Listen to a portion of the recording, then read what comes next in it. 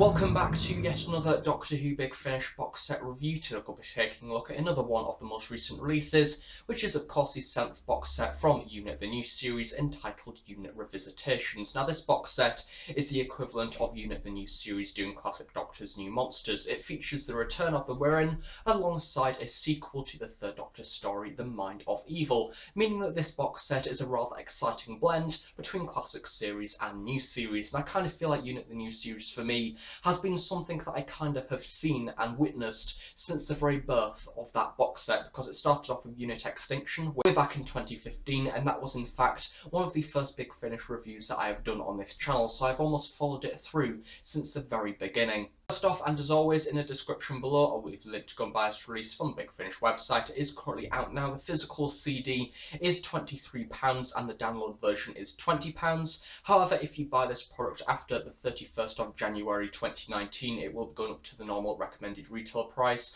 of £35 for the physical CD and of course £30 for the download. And naturally, if you are interested by what I say throughout this review, you can also check out the trailer on the Big Finish website along with all the individual casting details and story information. This is once again a slightly different format to the earlier series in Unit the New series, where we pretty much had 4 episodes that were almost one big blockbuster story. This one is a little bit similar in format, where we have Series 7 Episode 1 and 2 are both entitled Hosts of the Wirrn, written by Chris Chapman, and then further 2 episodes of this release are in fact single stories. So it's a rather unusual format where you have essentially the equivalent of a Doctor Who Big Finish main range 2-hour story, and then 2 1-hour episodes behind that. Of course, the third episode of the box set is called Breach of Trust, written by David K. Barnes, and then the final episode of the box set is called Open the Box, as written by Roy Gill. As per usual, this whole box set has been directed by Ken Bentley, the producer is David Richardson, the script editor Matt Fitton, and the executive producers are Jason Haigh Ellery and Nicholas Briggs. So I do quite like this format. I know that's something that I have mentioned in the previous series reviews for the box sets such as Extinction, Shutdown, Silenced, Assembled,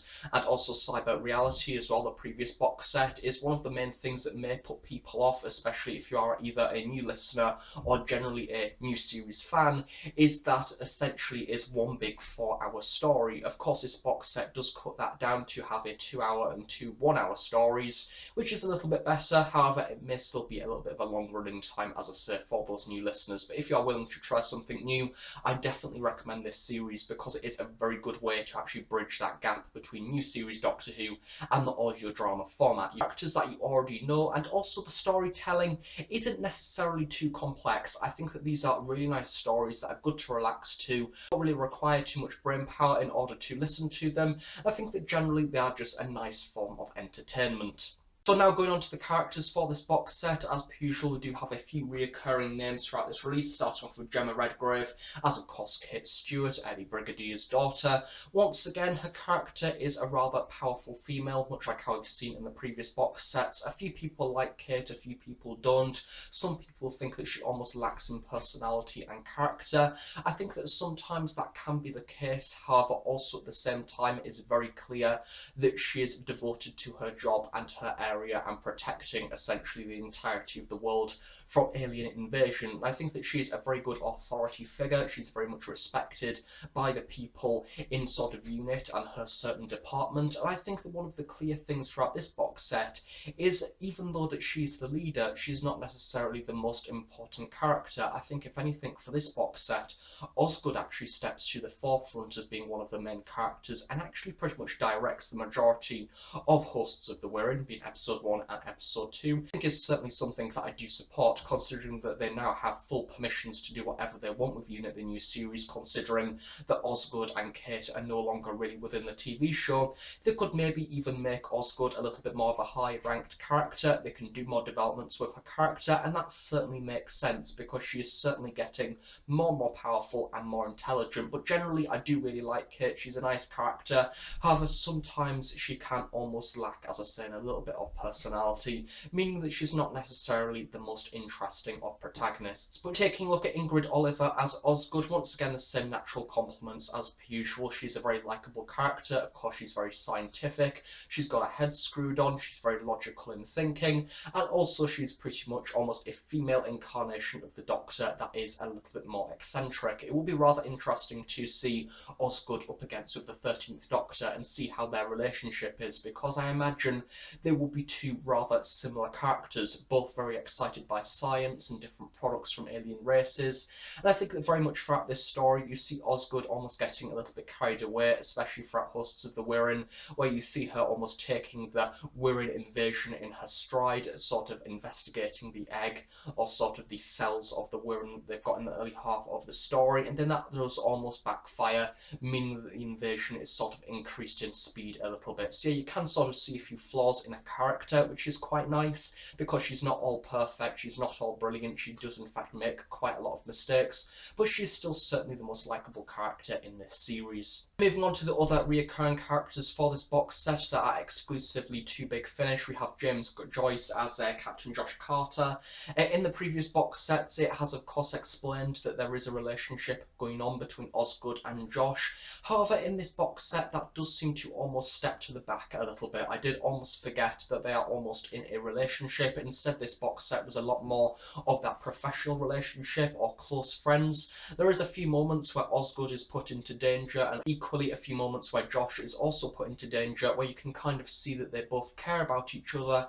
However, at the same time, it does seem to lack in that relationship and that caring. I think that in the next box set, it would be nice to see a bit more of that relationship developed, because as I said, I nearly forgot they were actually together throughout this box set, because it isn't necessarily referenced. It doesn't have to be referenced all the time. However, I think we just need that odd reminder here and there. Finally, for recurrent characters, we have Roman Tikram as Colonel Shindy, somebody of which we've had since Unit Extinction, the first box set. Once again, a nice army character. He is very much our stereotypical captain, a likeable guy, but also at the same time he naturally has the flaws that a normal unit colonel would have.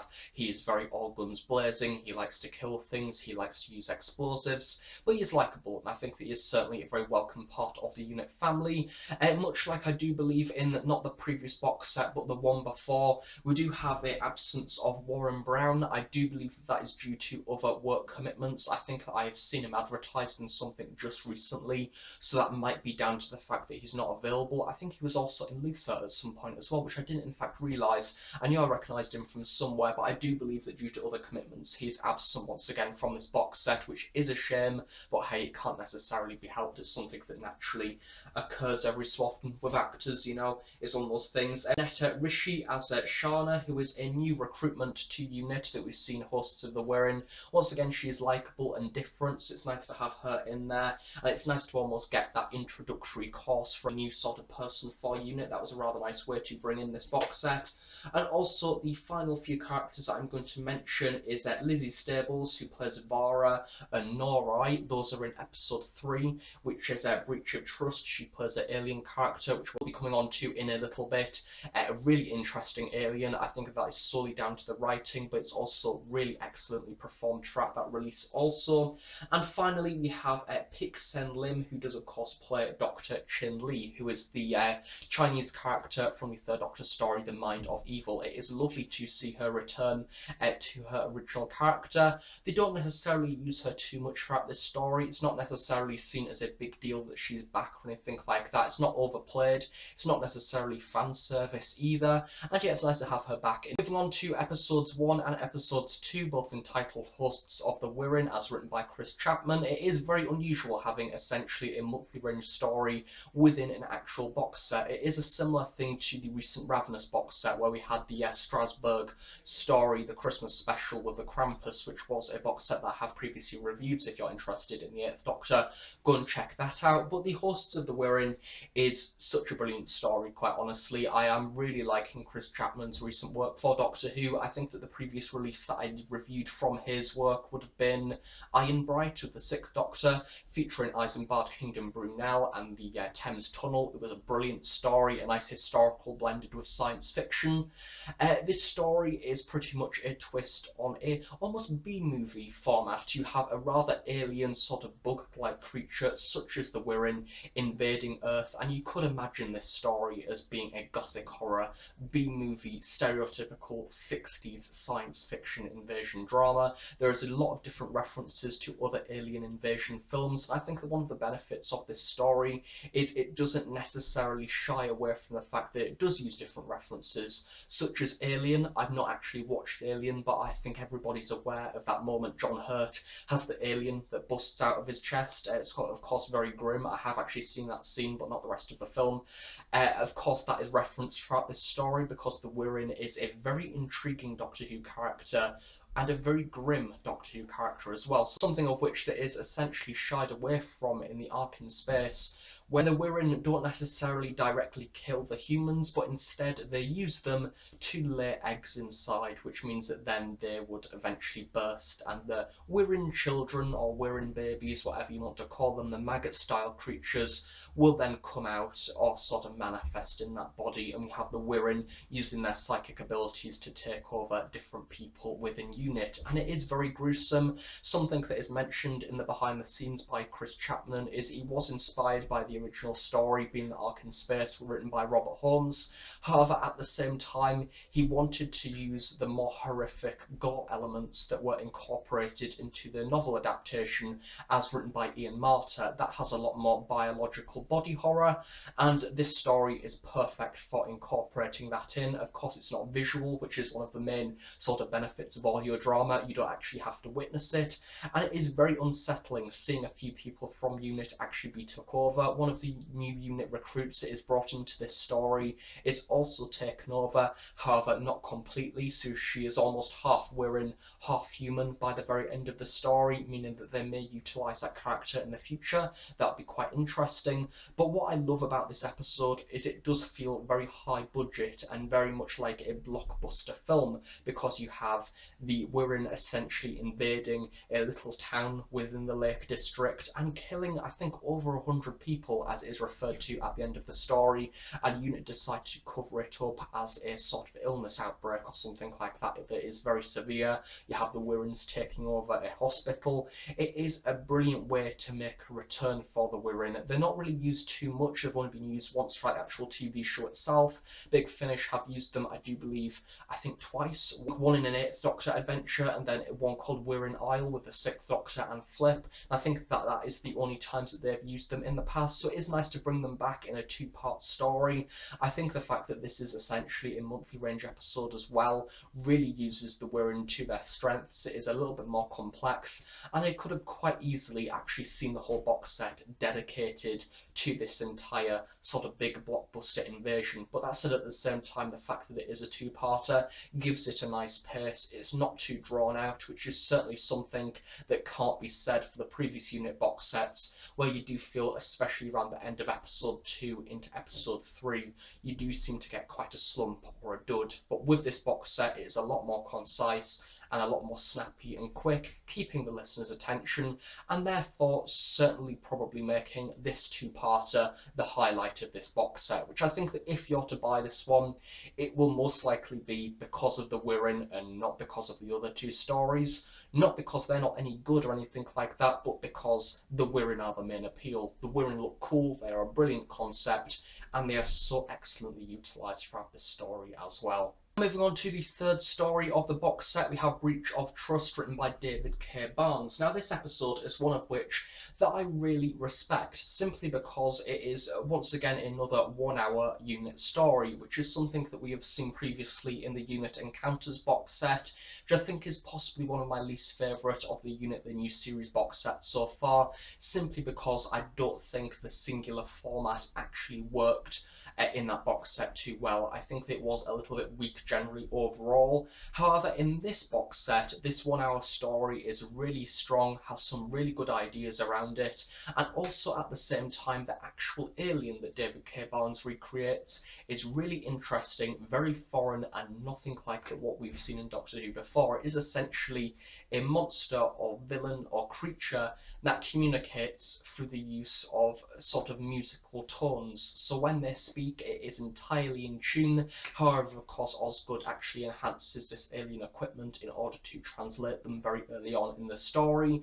And the actual premise of this episode is all about essentially a mother and a daughter who have escaped their planet in order to escape essentially from being executed. And it has a very dark premise around this story, around asylum seeking and what is right against other people. Is it okay to in fact sacrifice one person in order to save the many, or should you actually take into account absolutely every person and save those two people essentially, and maybe sacrifice everybody else simply because it will be better for the two singular people? I think that they refer to it as the balloon effect in the behind the scenes, and it is a very interesting concept, and you certainly see Kate especially strained throughout this story. You can see that the conclusion that she comes to in fact affects her, the fact that she is essentially sending a mother and her child to her death. That is something that is rather dark, story as well, and Osgood kind of decides against this, and rather unusually, something that I've not seen so far for any of the previous box sets,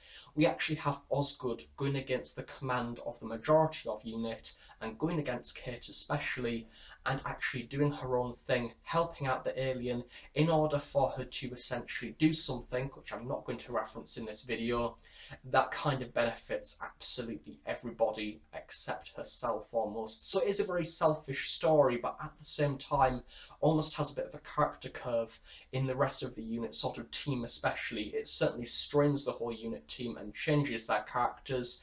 And yeah, I think that Kate is almost to blame throughout this story, or at least she blames herself. And it is nice to see this is the one episode where I was actually reminded that Josh Carter was with Osgood, simply because he kind of turned a blind eye to Osgood's actions in order to help her. So yeah, that is the one reference that we got. And I think that this story is certainly powerful. And as I said earlier, I did want to give reference to the cast member in this story, being Lizzie Stables, who played Vara and Norai. I think that she had an excellent portrayal as the alien, a really intriguing character. And the actual alien race itself, called the Calvary, we do get to know more about them in the later half of this story. We also find out that they've had some run-ins with the Third Doctor era, I do believe. There was a few references to a few reports made by Sergeant Benton. However, I don't think we've actually seen that throughout a Doctor Who story. So yeah, this is kind of a revisitation on a loose end. It's a new alien, however, UNIT have met them beforehand, but off camera. So it is possibly a bit weak, but at the same time, I think it's certainly a powerful story. Therefore, I don't mind the fact we've not seen them before. And I think considering that this is sandwiched between essentially a sequel to The Mind of Evil and The Return of the Wirrn, then it's kind of fine. It's nice to have an original story in there, and certainly for the 1 hour format, as I say, this is certainly the strongest 1 hour episode that I've seen so far in the UNIT the New Series line, especially when compared to UNIT Encounters the previous two box sets ago. As I say, it would have been nice to maybe show the Calvary having a bit more development, because I do think that their race is very intriguing, and I love the way that they actually sort of interact through music and musical tones. I think that that is very cool, and I think that the sound design in particular for this story certainly plays that to its benefit. It's certainly a very good sort of use of the audio drama format, especially, which simply makes sense for that reason, same as how audio and music frequencies make sense throughout this story. I just feel that, as I said, some elements may have been slightly underdeveloped, but I did like the fact that this story almost had the idea of trust behind it, much like how the episode title actually suggests. Do you trust essentially the asylum seekers from the planet who wants to help the Earth actually protect themselves from her own race that are then coming to invade? Or do you kind of go against that alien and just be self-interested and protect yourself? It is a very interesting story, as I say, with a lot of conflictions in it, which is something that I quite like. Then moving on to the fourth and final episode of this box set, which is of course Open the Box, as written by Roy Gill. Now he is a writer who I do believe has written quite a lot of releases so far this year for Big Finish. I think that he's certainly somebody that has came on in the last year or two when it's came to writing Big Finish stories.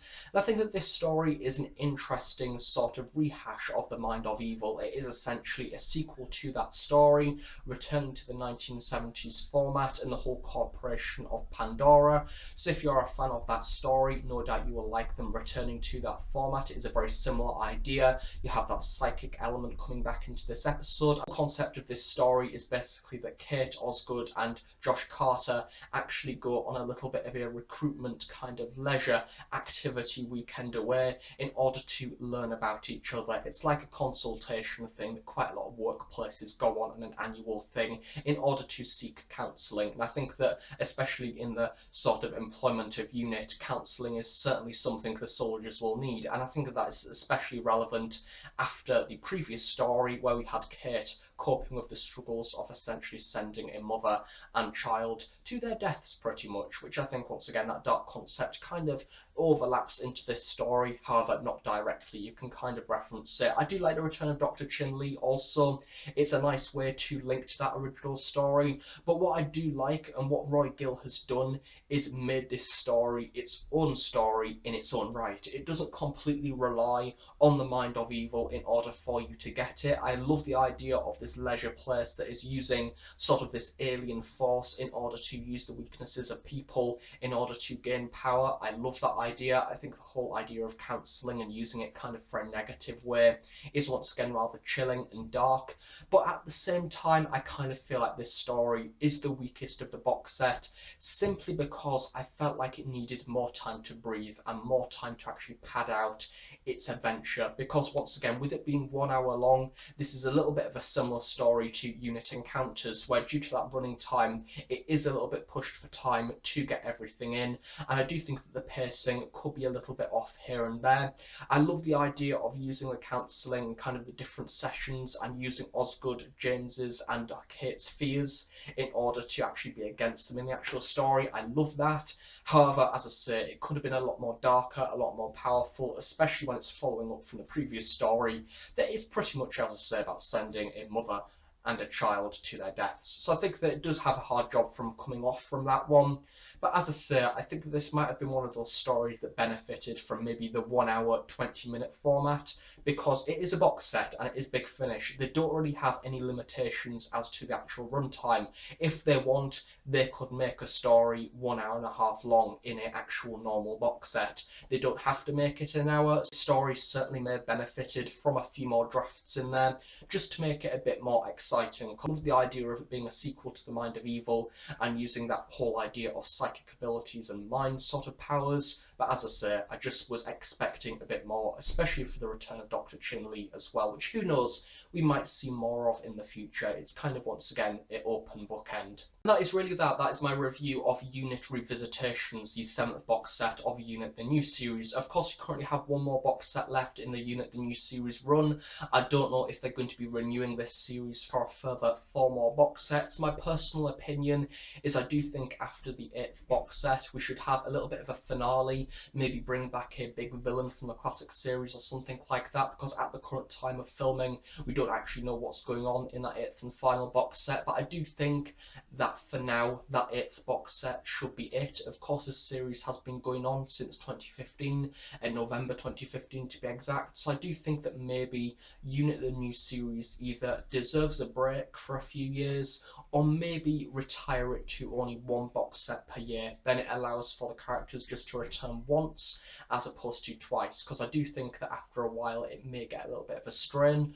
Overall, for this actual box set, I think that certainly the highlight for me is Hosts of the Wirrn. I think that Chris Chapman has done a wonderful job for that story. A great biological horror, really enjoyable. I really loved it. A great highlight. Certainly worth it for this box set alone. I think that it's especially if you buy it for the pre-order price of £23. So certainly consider putting it on your Christmas lists, especially if you're a fan of the Ark in Space. However, I do think that the further two stories in this box set, as much as I loved Breach of Trust, it's a very unique Doctor Who episode, I do think that the longer format is more suited for Unit the New Series, simply because you've got a lot of characters to use. You have this whole unit team, therefore it kind of needs more time dedicating to it. So I think that if this line is to continue in the future, at the very least, what we need is 2 stories per box set, which are essentially 2 monthly range episodes of 2 2-hour episodes. So you have Hosts of the Wirrn for 2 parts and then another 2-parter. Therefore it is a lot better in pace, a lot more powerful, and then you could end up with essentially 2 stories that are really good, much like how you have with the high quality of Hosts of the Wirrn. So I do certainly recommend this box set for the opening 2. Breach of Trust is nice. I do really respect the ideas of the 4th episode as well, Open the Box, but it just needed a bit more development in there for me to fully engage with the episode and enjoy it. This box set, not necessarily the best or most powerful, but still a nice adventure for the Unit New Series team. Thank you very much for watching this review. If you have any questions about this release, then please do leave them in the description below, and I will reply to them at some point in the near future. And that is that for this box set, and I guess I will see you all in more Doctor Who Big Finish reviews in the future, along with Doctor Who Series 11 and much more videos to end out the year as well. So yeah, thank you for watching. I shall see you all next time. Bye for now.